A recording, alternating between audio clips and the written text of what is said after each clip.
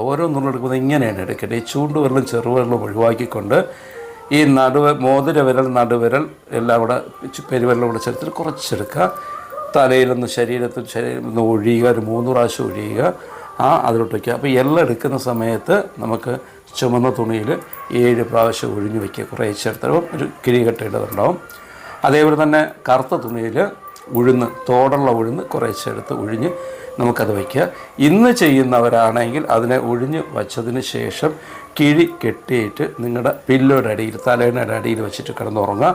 നാളെ ചെയ്യുന്നവരാണെങ്കിൽ അത് പ്രശ്നമല്ല. നാളെ ഏത് സമയം ചെയ്തതിന് ശേഷം വൈകുന്നേരം നമ്മൾ വീട്ടിൽ ഒരു തേങ്ങ എടുത്തതിന് ശേഷം ആ തേങ്ങ 2ആയിട്ട് മുറിച്ചിട്ട് ആ തേങ്ങയ്ക്കകത്ത് ഈ 2 തിരിയും വെച്ച് കത്തിക്കുക. കത്തിക്കുമ്പോൾ പ്രത്യേകം ശ്രദ്ധിക്കേണ്ട ഒരു കാര്യമുണ്ട്.